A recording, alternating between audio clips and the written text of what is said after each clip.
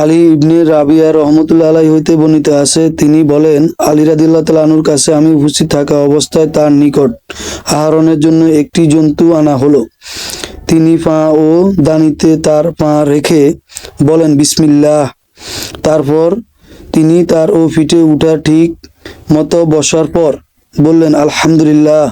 তারপর বললেন, পবিত্র মহান আল্লাহ তাআলা, যিনি একে আমাদের ও নিয়ন্ত্রণাধীন করেছেন, তা না হইলে আমরা একে ও বশীভূত করতে সক্ষম ছিলাম না। অবশ্যই আমরা আমাদের পালনকর্তার কাছে ফিরে যাব। সূরা আয-যুখরুফ 13 থেকে 14 নম্বর আয়াত।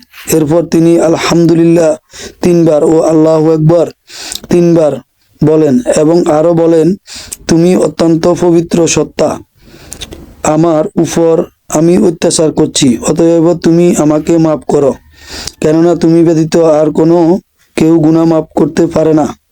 তারপর তিনি ও হাসলেন। আমি প্রশ্ন করলাম, হে আমিরুল মুমিনিন, আপনি কি কারণে হাসলেন? তিনি বললেন, রাসূল সাল্লাল্লাহু আলাইহি সাল্লামকে আমি এই করতে দেখেছি আর আমি যা করলাম। তারপর তিনি ও হেসেছিলেন। আমি ও প্রশ্ন করেছিলাম, হে আল্লাহ রাসূল সাল্লাল্লাহু আলাইহি সাল্লাম, আপনি কি কারণে হাসলেন? তিনি বললেন, বান্দা যখন বলে, হে আল্লাহ, আমার ও অপরাধসমূহ ক্ষমা করো, কেননা তুমি ছাড়া অন্য কেউ অপরাধ ক্ষমা করতে পারে না, সেই সময় আল্লাহ তাআলা তার এই কথায় বেশি খুশি হন। সুবহানাল্লাহ। ৩৬৪৬ নম্বর হাদিসটি সহিহ তিরমিজিতে রয়েছে এবং সহিহ আবু দাউদ কিতাবে ২৩৪২ নম্বর রয়েছে। আবু হুরায়রা রাদিয়াল্লাহু তাআলা আনহু হতে বর্ণিত আছে, এক ব্যক্তি বলল, হে আল্লাহর রাসূল সাল্লাল্লাহু আলাইহি সাল্লাম, আমি সফরে যাওয়ার ইচ্ছা পোষণ করছি, অতএব উপদেশ দিন। তিনি বললেন, অবশ্যই তুমি আল্লাহ তাআলার ও ভয় তাকওয়া অবলম্বন করবে এবং প্রতিটি উচ্চারণের জায়গায় যাওয়ার সময় তাকবীরের ধ্বনি দিবে, আল্লাহু আকবার। যখন ও লোকটি চলে যাচ্ছিল, সেই সময় রাসূল সাল্লাল্লাহু আলাইহি সাল্লাম বললেন, হে আল্লাহ, তার পথে ও ব্যবধান কমিয়ে দাও, আমিন, এবং তার জন্য সফর সহজতর করে দাও, আমিন। হাদিসটি তিরমিজিতে ৩৬৪৫ এবং ইবনে মাজাতে ২৭৭১ নম্বরে রয়েছে। আনাস রাদিয়াল্লাহু তাআলা আনহু হতে বর্ণিত আছে, তিনি বলেন, নবী সাল্লাল্লাহু আলাইহি সাল্লামের কাছে এক লোক এসে বলল, হে আল্লাহর রাসূল সাল্লাল্লাহু আলাইহি সাল্লাম, আমি সফরে যাওয়ার ইচ্ছে করছি, সুতরাং আপনি আমাকে ফাতওয়া দিন।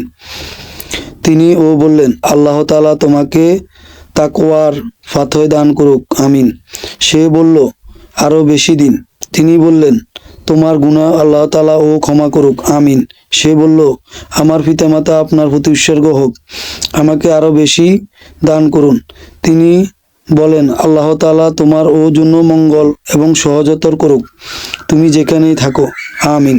হাদিসটি তিরমিজিতে ৩৬৪৬ নম্বরে রয়েছে। সালিম রহমতুল্লাহ আলাইহি হতে বর্ণিত আছে, কোনো লোক সফরের উদ্দেশ্যে রওনা হইলে ইবনে ওমর রাদিয়াল্লাহু তাআলা আনহু তাকে বলতেন, আমার কাছে আসো, আমি তোমাকে বিদায়ের সম্ভাষণ জানাবো, যেভাবে রাসূল সাল্লাল্লাহু আলাইহি সাল্লাম আমাদেরকে বিদায়ের সম্ভাষণ জানাইতেন। তিনি বলতেন, তোমার দিন, তোমার ঈমান ও সর্বশেষ আমলের জন্য আমি আল্লাহ তাআলার জিম্মাদার ও করলাম। হাদিসটি ৩৬৪৩ নম্বরে রয়েছে তিরমিজির।